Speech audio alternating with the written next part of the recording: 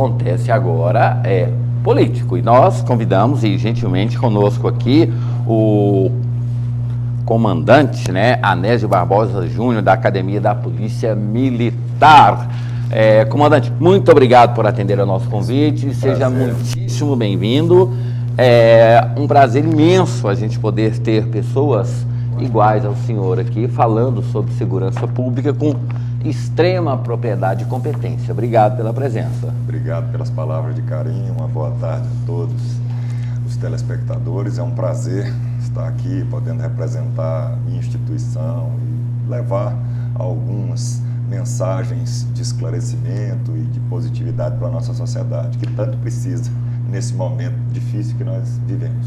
A dificuldade maior se dá por uma resposta rápida, pela forma como a sociedade está se portando diante desse momento. Porque olha aqui, ó, acabei de receber um WhatsApp, aí tem aqui, ó, um retrato falado de uma pessoa que cometeu um crime. Então, ou seja, estamos vivendo um momento onde todo mundo é jornalista, onde todo mundo é policial e se exigem respostas rápidas para assuntos que durante muito tempo ou problemas que foram reprimidos, comandante. Sim, essa rapidez que os avanços tecnológicos nos proporcionaram, especialmente nessa área de comunicação de massa, elas trouxeram várias vantagens. Então, nós temos acesso à informação instantânea, o que acontece em qualquer parte do mundo, mas também fez com que o nosso poder de indignação ele também fosse reduzido. Nossa indignação atualmente ela é como o crepitar de uma folha de papel. Você coloca, incendeia uma folha de papel, ela faz uma chama forte e logo ela se apaga e vira somente cinzas e aquele assunto ele já é esquecido e se parte para um novo assunto sem se buscar as soluções definitivas para os problemas que estão postos. Então, essa crise, entre aspas, que o Brasil enfrenta na área de segurança pública, ela tem mais de 30 anos. E, infelizmente, todos os remédios que foram apresentados enquanto solução em todos os níveis de poder público, eles não surtiram os efeitos esperados e a nossa sociedade ela não consegue compreender o problema que enfrenta, a magnitude do problema que enfrenta e, via de regra, exige uma resposta também imediata e policial para questões que são estruturais, que possuem raízes muito mais profundas. Então, nós precisamos, especialmente através dos órgãos de comunicação de massa, e você presta um serviço para a sociedade que merece aplauso, que merece todo o reconhecimento, que é de elevar o nível dessas discussões e buscar, sim, esclarecer a nossa sociedade e fazer com que ela compreenda que nós só modificaremos esse quadro com ações sistêmicas, com investimentos em diversas áreas, na área da educação, na área da assistência social, na área da saúde, mas principalmente em ações que visem modificar a nossa cultura. Atualmente nós temos uma cultura e um investimento nessa cultura de violência e de criminalidade. Nós, enquanto sociedade, precisamos modificar esse ambiente que nós criamos no Brasil, que é um ambiente propício para o desenvolvimento de atividades criminosas. Eu vou dar um exemplo aqui. Durante muito tempo, já vai fazer 2 anos, que nós estamos veiculando aqui algumas mensagens, né? Porque a Polícia Militar ela não tem só essa ação de repressão, tem ação pedagógica também. Onde aparece um policial dando dicas, né? Não permaneça no carro, não deixe sua casa, cuidado, isso e aquilo. E assim, eu não gosto de me dar de exemplo, mas nesse caso eu faço questão. No domingo, fui visitar meu amigo, Padre Jesus, em Trindade. Chegando no meu prédio, 3 viaturas e aí um casal.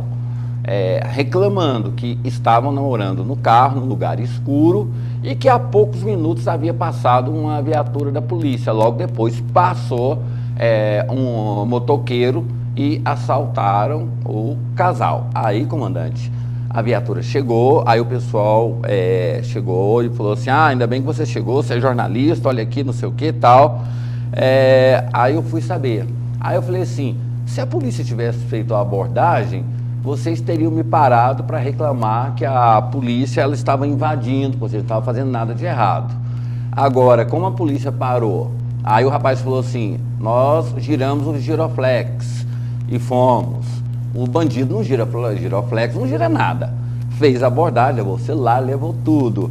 Aí falou assim, você vai denunciar? Eu falei, não, só vou pedir para vocês ficarem mais atentos, porque a polícia ela está transcendendo a questão da repressão e já está fazendo esse trabalho pedagógico. E aí eu pergunto para o senhor, segurança ela é dever do Estado, obrigação do Estado, mas o cidadão também ele tem que cumprir, né? Ele tem que, nesse momento, né, em todos os momentos, ele tem que se prevenir para não se tornar uma presa fácil. E já outra pergunta, polícia é problema. A polícia não abordou, aí é um problema. Aí se a polícia tivesse abordado, era outro problema. Essa situação de viver em cima do fio da navalha. Bem, a primeira questão, então, a nossa própria Constituição positivou isso no artigo 144, que a segurança pública ela é um dever do Estado, mas ela é um direito e responsabilidade de todos. Todos, inclusive para não se tornarem vítimas e, às vezes, como você bem disse, presas fáceis dessa criminalidade, elas têm sim que buscar uma postura mais preventiva diante desses riscos que nós estamos expostos no nosso dia a dia, especialmente, como eu disse, nesse ambiente favorável para a criminalidade que foi criado no nosso país. Então, tudo que tiver ao alcance do cidadão, ele deve buscar fazer para não se tornar alvo desta criminalidade. E algumas posturas, elas são fundamentais para livrar um cidadão desses riscos. Atualmente, o roubo de veículos é uma das modalidades que mais rentabilidade apresenta. Sim. Então, ele é um negócio e os criminosos que lidam com essa modalidade criminosa, eles buscam as presas mais fáceis. Quem estiver de uma forma mais acessível para a abordagem do criminoso, com toda certeza vai facilitar o trabalho dele e vai se transformar numa vítima potencial. No segundo momento, realmente o serviço de polícia ostensiva ele é um dos mais complexos que nós temos. E é justamente por isso que ele deve ser bastante valorizado pela sociedade, compreendido. Nós lidamos com os bens mais preciosos do cidadão. Nós lidamos com a liberdade, com o patrimônio, com a vida, a integridade física, mas nós também, ao desenvolvermos esse trabalho que é tão árduo, que é tão complicado, nós colocamos também esses nossos bens, porque nós também somos cidadãos, somos seres humanos, e nós colocamos esses bens em risco para atender... O bem maior que a vida. Exatamente, colocamos e fazemos um compromisso de honra em estar protegendo o cidadão nesse sentido, e é importante que nós tenhamos sempre uma visão dos nossos policiais enquanto protetores da sociedade. Às vezes, especialmente quando se noticia um desvio ou um crime cometido por um agente público, que já é algo que causa espécie, mas quando é cometido por um policial, às vezes se confundem as coisas e aquele erro que é individual, que deve ser identificado, que deve ser reprimido, que deve ser punido com rigor previsto pela legislação, ele acaba sendo estendido para toda uma corporação, para toda uma instituição, para todo um sistema que trabalha em prol do cidadão. Então, nós que estamos na Academia de Polícia Militar, eu sou o subcomandante da Academia de Polícia Militar, junto com o Coronel Alexandre, que é o comandante da Academia de Polícia Militar, nesse processo de formação do policial, nós temos alertado esses policiais que ingressam na corporação a investir também o seu esforço no esclarecimento do cidadão a respeito dessa importante participação que ele tem junto aos órgãos de persecução penal para a consecução da justiça. Cada cidadão é importante, tanto se protegendo, adotando posturas preventivas, como estimulando as boas práticas, incentivando e participando com os órgãos públicos para conseguir, então, fortalecer todo esse sistema que nós possuímos de consecução da justiça, mas que no Brasil ele ainda é débil, ele ainda é muito frágil e nós precisamos fortalecer esse sistema. Para você ter uma ideia, o índice de elucidação de crimes no Brasil, ele não chega a 8%, dependendo da modalidade criminosa, ele não chega a 2%. Isso significa que de cada crime, por exemplo, vamos supor um crime de roubo, a cada 100 crimes, somente 2 são devidamente esclarecidos e levados às barras da justiça para repressão. E isso, infelizmente, acaba, como eu disse aqui, criando um ambiente favorável para a criminalidade, porque deixa entender para os criminosos e para a sociedade que aquela conduta ela é compensadora, que o crime compensa. E nós precisamos deixar muito claro para todo cidadão que rompe o pacto social que ele desviando de conduta, ele cometendo um crime, ele vai receber uma punição. Então, o maior mal do nosso sistema de segurança pública atual é a impunidade. E nós precisamos quebrar esse ciclo de impunidade. E o cidadão é muito importante. Por quê? Porque nós temos uma cultura de condescendência com o crime. Sim. Se nós, enquanto sociedade... somos beneficiados por ele, exato, não somos criminosos. E enquanto ele nos favorece, nós estamos silentes. Tanto que o único crime que realmente causa grande comoção e que acaba gerando riscos para os autores são os estupros. Somente o estuprador possui uma verdadeira repúdia por parte da sociedade, inclusive dentro do próprio meio criminoso, que quando eles vão para os presídios, eles acabam ali lá eles não têm ética, eles têm código, exatamente, né? Os riscos aumentados. Então, essa repulsa, esse repúdio que nós temos ao estupro, que é um crime hediondo, vil e que deve ser combatido com veemência pela nossa sociedade, deve ser estendida a todas as modalidades criminosas. Agora, ao tráfico de drogas, ao roubo, ao furto, ao homicídio. Nenhum crime poderia passar impune. Todos os crimes deveriam ser investigados, a autoria deveria ser identificada e o autor deveria ser punido. Assim nós quebraríamos com esse ciclo de impunidade e levaríamos mais sensação, inclusive de segurança para o cidadão. Nós temos aí as imagens que foi feita nesse final de semana, uma mobilização pela paz, né? Mas eu quero entrar num outro aspecto. O que acontece? O cidadão, ele é um ser que ele tem um ciclo de vida. Então, ou seja, o Estado, quando eu falo Estado, é o Brasil, é o governo federal. Ele erra quando ele interfere na família, essa lei da palmada, esse negócio todo. Acredito que sim. Ele erra quando ele não oferece um serviço de saúde, ele erra quando ele não dá condições de trabalho, ele erra em tudo, até que a pessoa cometa um ato criminoso. Aí, a segurança pública, ela tem que fazer o trabalho que deixou de ser feito, porque se você investir na família, investir na criança, investir no profissional, investir na saúde, investir na mão de obra, você vai ter uma pequena chance da pessoa ela enveredar pelo caminho do crime. Mas ela só se torna cidadão ou é vista pelos olhos das pessoas quando ela comete um crime. E aí, sobre a polícia, né, civil, militar e tantas outras, se imputam essas omissões que deveriam ter, esses programas e projetos que deveriam ter sido feitos desde quando a criança foi concebida. E aí estoura a bomba na mão da polícia. Como é que o senhor vê isso? Sim, eu acredito que esse sistema de educação que começa e que tem como ente principal a família, ele foi fragilizado. A autoridade no nosso país, ela foi fragilizada. A figura do pai, a figura da mãe, a figura do avô, da avó, do professor, do policial. Então, todas as figuras que simbolizam a autoridade, elas acabaram sendo fragilizadas.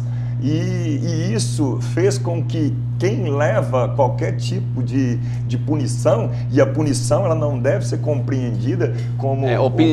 punição da opinião pública. Isso. Então, essa punição, ela é um instrumento pedagógico. O pai, quando corrige o seu filho, quando lhe aplica um castigo, entre aspas, lhe dando uma reprimenda, ele o faz por amor. E o nosso Estado tem que punir o cidadão que desvia de conduta por amor, para que ele possa, inclusive, compreender o erro e buscar, então, a mudança de comportamento, que é a materialização desse aprendizado. Então, a gente só aprende uma determinada conduta quando nós mudamos o nosso comportamento. Então, se você está com um comportamento desviante, você vai materializar o seu aprendizado quando você apresentar uma mudança de comportamento. E eu que trabalhei como diretor de presídio e fui diretor da Casa de Prisão Provisória da Penitenciária Coronel Denis Guimarães, tive a oportunidade de entrevistar grande parte da população carcerária pessoalmente, e muitos dos que eu entrevistava e na conversa que nós estávamos tendo ali, eu percebia que ele não se arrependia do erro cometido. Isso. Que ele tinha uma perspectiva de que, olha, ele tinha errado ao se deixar ser preso, e que ele, quando conquistasse novamente a liberdade, ele tinha que aperfeiçoar o seu modus operandi, a sua forma de agir, para não ser preso novamente. Então ele não tinha sido educado em relação àquela conduta que o levou para o cárcere. Ele não pensava em não praticar mais as condutas que geraram a sua prisão. Ele pensava em aperfeiçoar a prática daquela conduta para não ser preso novamente. Então, isso aí é claro que é a ponta, né, o limite extremo desse sistema de educação falho, que, como eu disse, começa com a nossa família, mas que tem que oferecer, então o Estado ele tem que oferecer o suporte para que esse processo ele se desenvolva. E isso só vai acontecer com fortalecimento de todas as instituições, então com fortalecimento da família, com fortalecimento da escola, com fortalecimento da assistência social, do sistema de saúde, com fortalecimento do sistema de justiça, dos órgãos de persecução penal, com trabalho para criança. E isso é extremamente importante. Então, acho que já está tendo até algumas iniciativas nesse sentido. O Brasil, antes dos 16 anos, tinha virado quase, além de uma conduta que poderia ser entendida como criminosa, algo aviltante você colocar um adolescente para fazer qualquer tipo de trabalho. Hoje já estamos retrocedendo, aí, voltando e fazendo um reexame dessa modificação, já está permitindo então que a partir dos 14 anos o jovem possa ser direcionado para o desenvolvimento de alguma atividade laboral que vai contribuir com o processo de formação dele enquanto indivíduo, que vai contribuir com o processo de educação dele. Foi outro erro que está sendo consertado agora e que precisa ser sim entendido. Olha, nós tomamos decisões que foram erradas em determinado momento histórico e nós temos sim que rever essas posições. Uma dessas posições foi o sistema de persecução penal que nós criamos. Nós criamos um sistema de persecução penal onde ele foi inspirado em países que já tinham uma estrutura administrativa, uma estrutura do poder público muito mais robusta, muito mais consolidada, uma cultura da sociedade muito mais forte, e nós importamos isso para o Brasil, que ainda não estava preparado para conviver com direito penal mínimo, para conviver com um sistema progressivo no cumprimento de penas. Então nós não tínhamos nos preparado para isso e implementamos essas mudanças, convivemos com isso e, infelizmente, dentro da nossa cultura, isso foi tudo recebido como impunidade, como estímulo à criminalidade. E, infelizmente, nós temos aí todos os índices crescentes. Para você ter uma ideia do tanto que é curioso, o Brasil avançou muito na área de educação, diminuímos o número de nós temos mais pessoas na escola, mas a qualidade do ensino ainda continua ruim. Eu concordo, sim, mas só esse acesso ele já foi um avanço, né? Então, muitas pessoas nem tinham esse acesso. Mas, pessoal, desculpa só interrompê-lo. Mas o que essa pessoa vai fazer na escola? Porque a polícia, ela está indo lá para desvendar homicídios, tráfico de drogas, essas coisas, né? Eu sempre falo, acesso à escola é um começo. Agora, que tipo de escola? Se o professor tem segurança, se o aluno que vai para lá vai para estudar, se a aluna que lá está, ela tem um objetivo de aprender, o acesso à escola, ele é o começo. Agora, é um professor igual ao policial e tantos outros, professores desvalorizados, professores... Se o professor reage a uma ação do aluno, ele é punido. Se ele não reage, ele é punido também, porque ele é omisso. Então, assim, essa inserção à escola, ela é um primeiro passo, né? Agora a gente tem que ver que tipo de escola que a gente tem lá, para que a polícia não possa ir lá corrigir também o erro do ensino, né? Assim, eu estava citando como exemplo esse acesso à educação, esse acesso à saúde, que houve um crescente. Agora, na área da segurança pública, por exemplo, os números, eles nos mostram que houve um aumento em 30 anos de mais de 400% da criminalidade violenta, usando como referência o crime de homicídio. Então, no início da década de 80, nós tínhamos no Brasil algo em torno de 10 mil homicídios por ano. Fechamos o ano passado com mais de 56 mil homicídios. E na década de 80 se matava menos mulheres, a violência capital contra a mulher era substancialmente inferior à que nós presenciamos hoje. Então, mesmo com todo esse desenvolvimento que nós tivemos, com acesso à informação, com acesso aos meios de comunicação que... Às vezes agem errado, deveriam... eu sempre falo que a televisão, ela é uma concessão do setor público e ela tem que devolver algo de produtivo para o cidadão. E está devolvendo interesses particulares, pessoais, inclusive até comentei isso aqui, eu acho pouco provável, disse ontem, que uma pessoa dirigindo um caminhão tenha condições de fazer uma curva, ligar o telefone, perseguir um suspeito durante 300 metros, né? A gente presta um desserviço quando a gente passa para você que a cidade e que o Estado está inseguro. Eu acho que a gente tem que mostrar, sabe por quê, comandante? Eu tive acesso a isso, quantas ações que a Polícia Militar, a Polícia Civil conseguem inibir. Ou seja, o crime que não aconteceu não é notícia, mas ninguém mostra isso. Só mostra, ou seja, se a polícia ela faz um trabalho de repressão e consegue, em média, recapturar 12 detentos, mas 13 fugiram, um cometeu um crime, aqueles 12 que foram recapturados, não interessa. O que interessa para a imprensa é só aquele que cometeu o crime e que estava foragido. Aí a gente tem que dar a mão à palmatória. É outra coisa que também foi formada pela nossa cultura. Então, os meios de comunicação, eles travam uma briga pela sensacionalismo, audiência, curiosidade e mórbida. Esse jornalismo mundo cão, ele acabou ganhando espaço. Então, até porque a nossa sociedade, ela gosta disso. Então, a nossa sociedade, ela tem uma predileção pelo violento, pelo escatológico, pelo que foge à normalidade. Curiosidade Como você mórbida. bem disse, as boas práticas, elas não são notícia. Normalmente, aqueles programas culturais, os programas voltados para a educação, para a edificação do indivíduo, eles são relegados a um terceiro, quarto plano nas maioria das emissoras. Mostra de madrugada. Como eu disse, a própria discussão de temas importantes não tem espaço, porque eles preferem veicular, então, olha, vamos massificar uma determinada modalidade criminosa, vamos mostrar onde existe uma ou outra falha, enquanto que essa produtividade pressiona, especialmente nesse serviço de polícia ostensiva, que eu tenho atuação nessa área, então posso falar com liberdade de todo o esforço que é desenvolvido pelos policiais no dia a dia.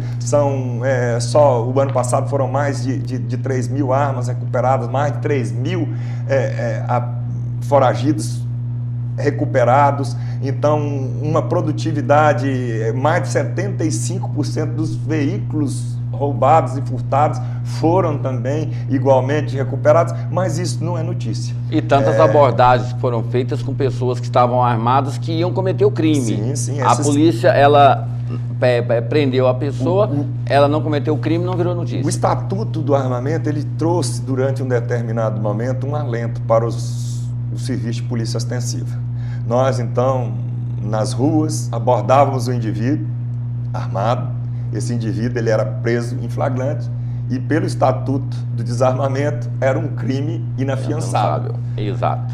Veio o nosso legislador e entendeu de que, olha, não, vamos deixar esse crime como afiançável. Exato. E aí permitiu que várias pessoas, então, a partir dessa inovação, fossem presas armadas na iminência de cometer um crime, mas que tiveram a oportunidade de ser presas, levadas aos distritos policiais e lá ele pagar uma fiança e sair junto com o policial que fez a prisão dele. Ou antes que o policial ainda vai ter que preencher todos os relatórios lá para se resguardar ali do bom trabalho realizado. Primeiro ouve-se a pessoa que foi detida, aí libera a pessoa, aí depois é ouvido o policial. E o policial fica com, desculpa a expressão, mas com a cara de frustração, para não dizer outra coisa, enquanto o bandido sai pela porta da frente dando gargalhadas. E com outra arma lá do outro lado de fora. Isso até, um amigo meu até que inventou o termo, e eu fiz um texto falando sobre essa expressão, que é a de polícia esportiva. Como na pesca esportiva, você pega o peixe, leva o peixe, tira foto, pesa, mostra lá para quem está junto com você, feliz, e ainda feliz também, e mais com certo desgosto ali, você coloca o peixe novamente nas águas para que ele povoe os nossos mananciais, para que nós tenhamos condição de continuar gozando ali dessa oportunidade de pescar um peixe e de praticar a pesca esportiva. Só que na polícia esportiva, nós prendemos o cidadão que está cometendo o crime, levamos ele às barras da justiça, ele é identificado, se faz ali as fotos, a imprensa faz a matéria e depois ele é colocado nas ruas. Só que nas ruas, ele também vai povoar as nossas ruas com as más práticas. Então ele vai servir essa liberdade antecipada sem uma punição justa e proporcional, vai fazer com que aquele indivíduo ele entenda que para ele aquela prática foi rentável, foi compensadora e vai também servir de exemplo para outros, que são os dois aspectos da punição: a prevenção específica, que é a aplicação de uma reprimenda para quem cometeu um crime, a retirada dele do convívio social durante determinado período de tempo, para que ele possa ser requalificado para esse convívio, e a prevenção geral, que é de demonstrar para toda a sociedade que aquele tipo de conduta, se praticada, vai ser punida de uma forma que seja proporcional e justa. O senhor fala sobre essa questão da pesca esportiva, né, e também da prisão esportiva, porque na pesca esportiva o anzol, ele não pode ter nada que machuque o peixe. E a polícia não pode encostar o dedo no suspeito, né? A gente fala suspeito porque até que seja comprovado, que é um trabalho difícil hoje, né, de comprovar, né, a atuação do bandido, porque o advogado já está lá na delegacia antes do bandido chegar. É outra falha do nosso sistema. É claro que o princípio da inocência ele é importante. Ele é um instituto que é uma conquista da civilização. Então ninguém deve ser considerado culpado até que se tenham provas substanciais da culpa desse indivíduo. Desde que ele não esteja na frente do Joaquim Barbosa. Barbosa. Só que existem ali as exceções para essa situação. Então, existem as exceções, que são as medidas cautelares, que diante das provas, diante do contexto, e especialmente algumas das situações, elas são gritantes, colocar esse indivíduo em liberdade vai trazer prejuízo e risco para a sociedade. Então, essa prisão, mesmo antes da pena, ela tem que ser aplicada, e tem que ser aplicada com mais vigor no Brasil.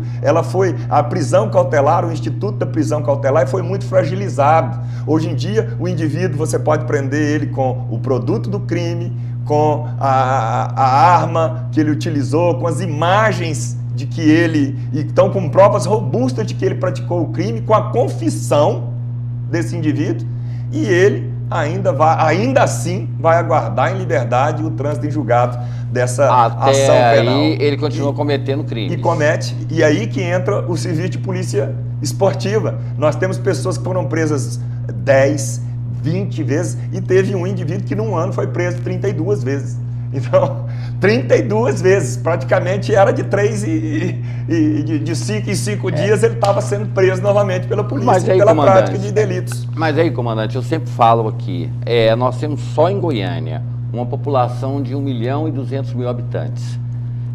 O mal é muito pequeno. Eu até falo, vamos entrar nessa questão do serial killer, eu falo assim, gente, como eu gostaria que existisse esse serial killer, porque é uma pessoa matando 30.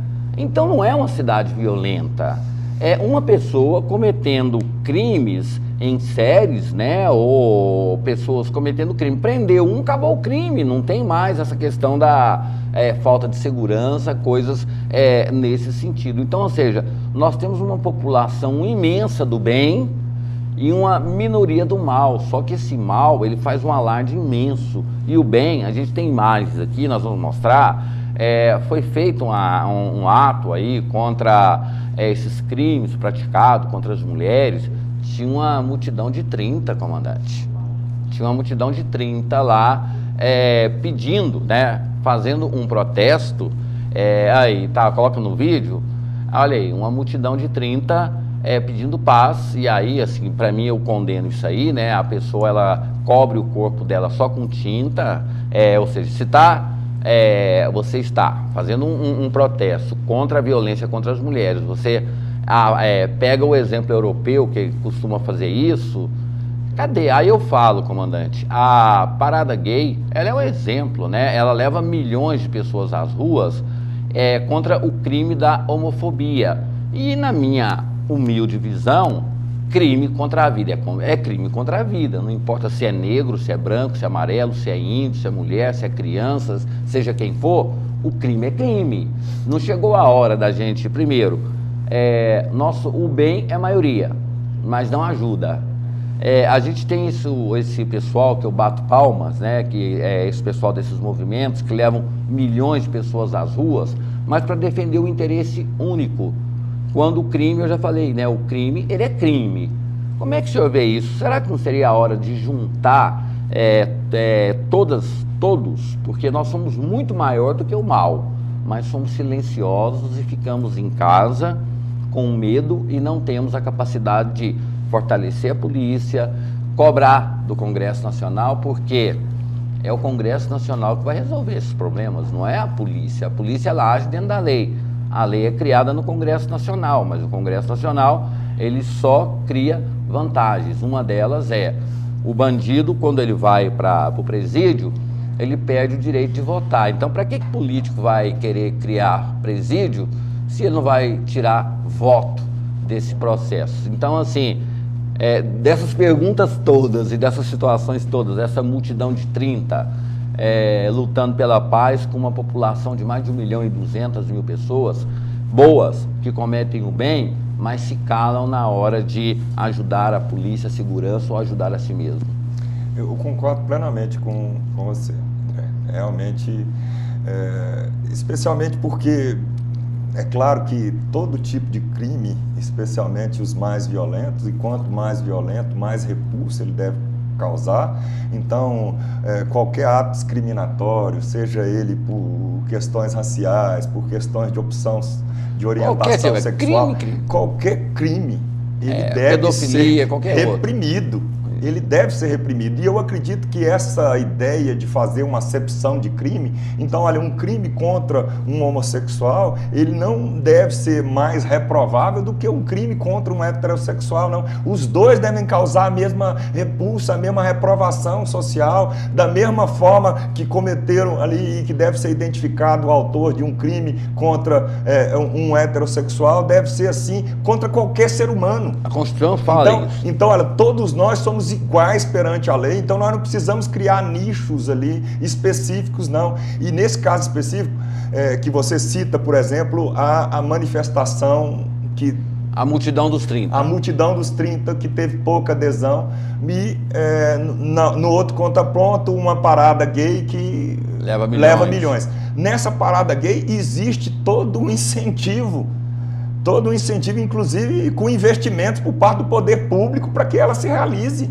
Então existem organizações não governamentais que se mobilizam nesse sentido, que recebem verbas públicas e que patrocinam a execução de grandes eventos com esse propósito. Então eu acredito que esse propósito ele deve ser estendido sim a toda a sociedade, que nós façamos aí essas movimentações de uma forma ordeira, pacífica, mas demonstrando interesse social em discutir essas questões extremamente importantes e de participar da busca de soluções nessas questões. Então nós não podemos continuar investindo na criação de nichos específicos. E essa questão da defesa das minorias, ela é extremamente importante, mas ela deve estar sempre sendo ali conjunta com defesa de todos os interesses da sociedade. Sim. Porque essas minorias, elas fazem parte da nossa sociedade. É uma federação. E nós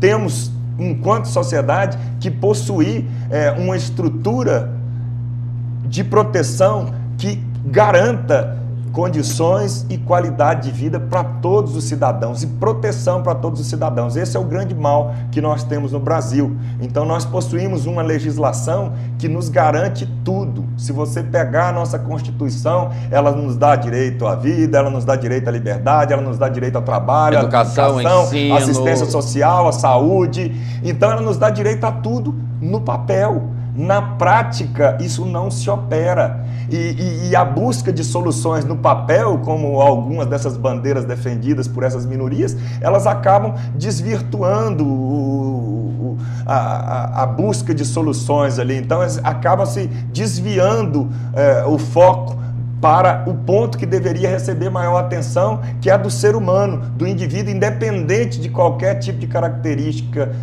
individual que ele possua, né, de qualquer tipo de característica particular que ele possua, de preferência, de orientação, mas que ele seja protegido em sua integralidade, que ele possa se desenvolver enquanto cidadão e participar dessa nossa sociedade de forma produtiva.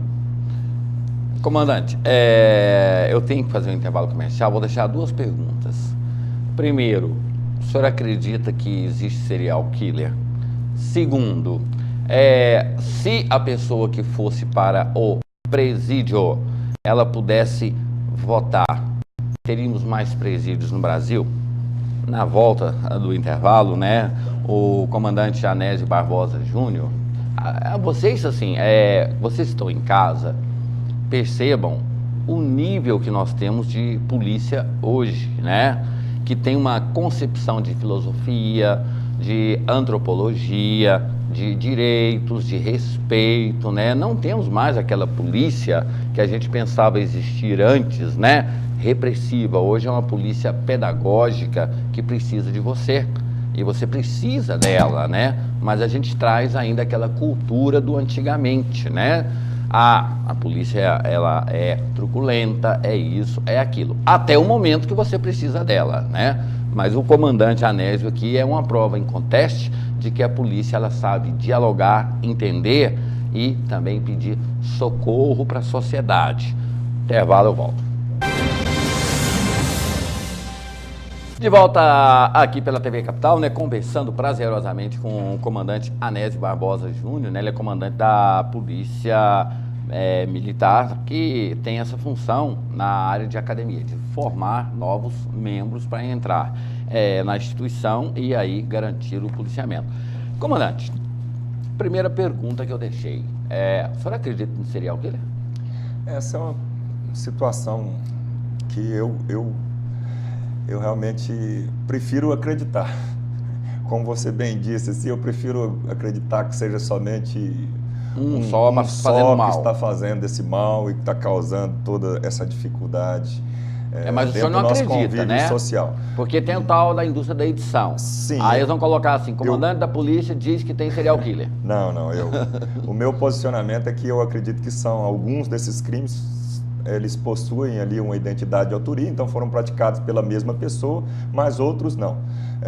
Que com toda certeza as investigações que estão sendo conduzidas aí com grande afinco pela segurança pública de uma forma geral, especialmente pela Polícia Civil, com o suporte de todos os outros órgãos que trabalham na área da segurança, na busca de esclarecimento e elucidação desses crimes. Alguns já tiveram a autoria esclarecida e indicaram autores diferentes. Outros que precisam ali de aprofundação, de um aprofundamento maior nessas investigações e que com toda certeza nós temos ali nos próximos dias, teremos com toda certeza a elucidação da maioria desses casos. Mas assim, sabe o que me deixa indignado, frustrado e triste? A polícia prendeu recentemente uma pessoa que cometeu 3 homicídios, mas para a sociedade não interessa, ela quer 30. Aí a polícia, ela prende um que cometeu 15 homicídios, ou estupro, seja o que for. Não, a sociedade quer 30. Então, ou seja, quem cometeu 10, 8 ou 9, não, esse aí descarta, queremos o 30. Então, assim, parece até que é uma meta a ser alcançada. Aí o pessoal fala assim, daqui a pouco a polícia vai criar aí uma pessoa qualquer que vai assumir isso aí para dar uma justificativa.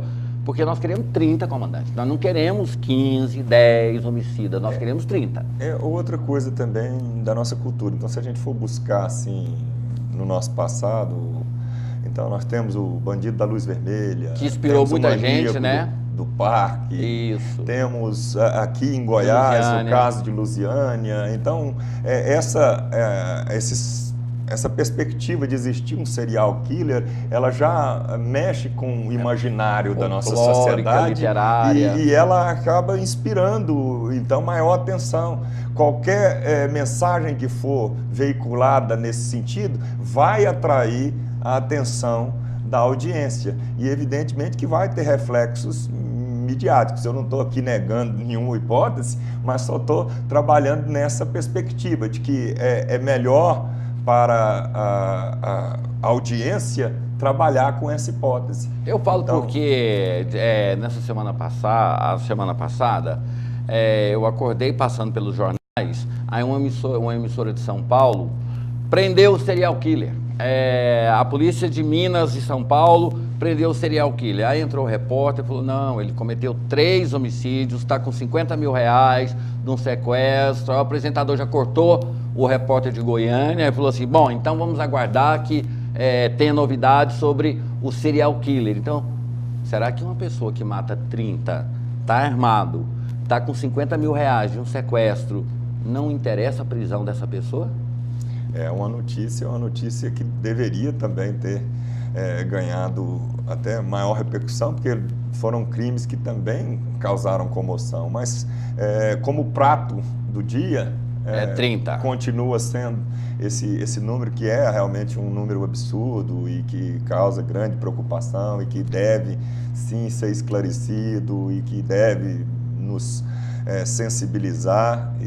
Então, o nosso desejo enquanto representantes do poder público é que isso seja esclarecido com a maior brevidade possível, enquanto cidadão é que isso seja também esclarecido com a maior brevidade possível e todo mundo que puder colaborar com a elucidação desses casos deve... De forma responsável, De forma responsável, deve sim buscar ali, dar a sua contribuição, porque foi com a ajuda popular que grande parte dos crimes de difícil elucidação como esses que nós presenciamos aqui foram esclarecidos.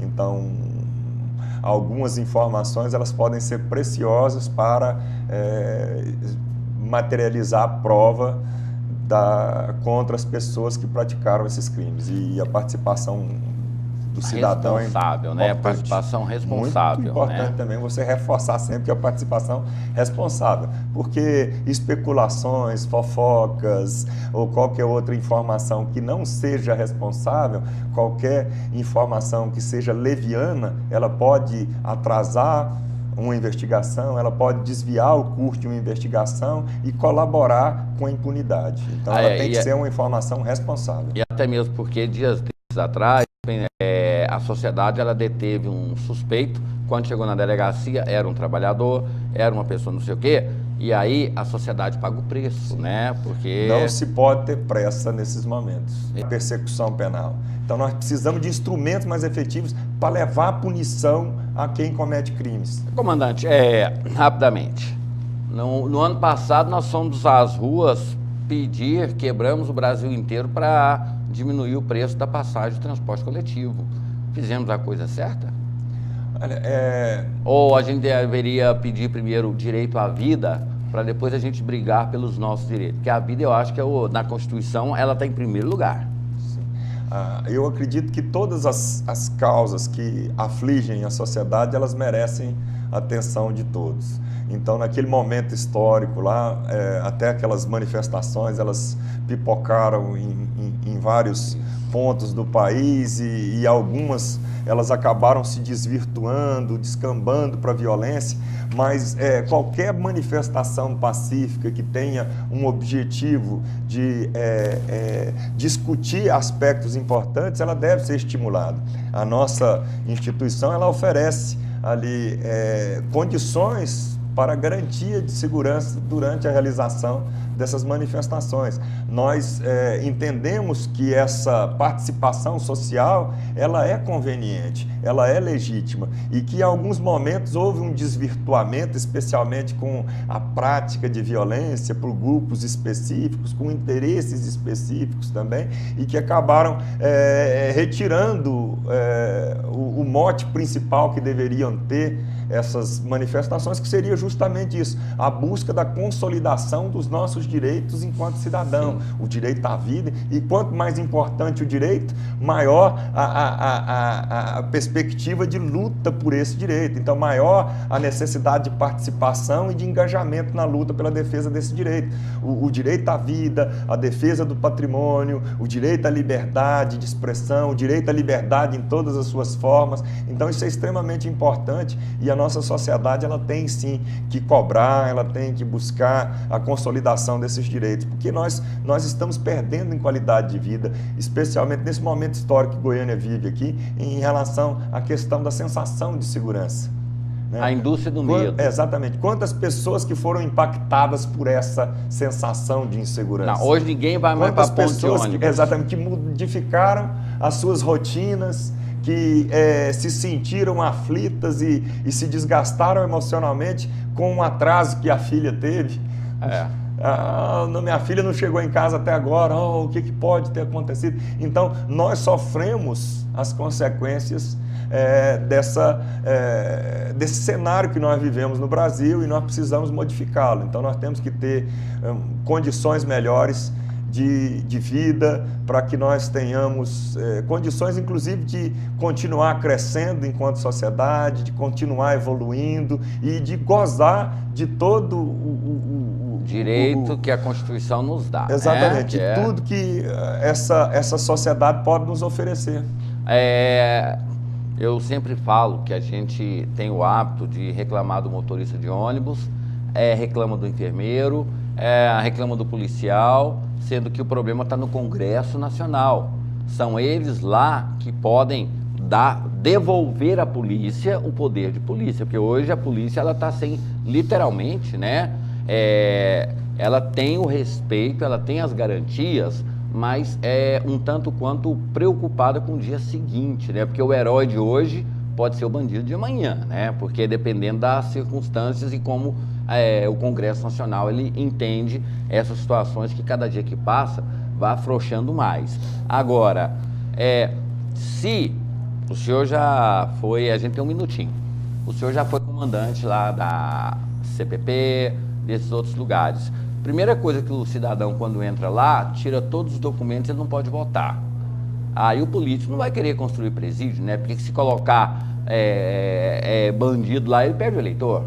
Agora, se desse ao bandido o direito de votar, os políticos iam nos presídios pedir voto, lógico, é normal, eles vão em todos os lugares. O senhor acha que talvez seja esse um erro, tirar o direito do preso de votar? E até mesmo porque não queremos colocar ninguém na cadeia, porque é um potencial eleitor que vai nos dar votos no futuro. Então, quanto mais fora ele ficar, As leis, elas trabalham para isso. Eu estou errado em pensar nisso? Ou seja, o cara está lá na cadeia, põe o político lá fazer discurso, fazer comício, pedir voto, convencer o cara, e aí vamos ter mais presídios com os políticos conscientizando e pedindo voto dentro dos presídios e conhecendo a realidade. Estou errado? É a minha postura, não é a do senhor. O exercício do direito de voto pelo preso seria algo difícil para ser operacionalizado. É muito complexo mesmo. Mas o preso, ele possui família.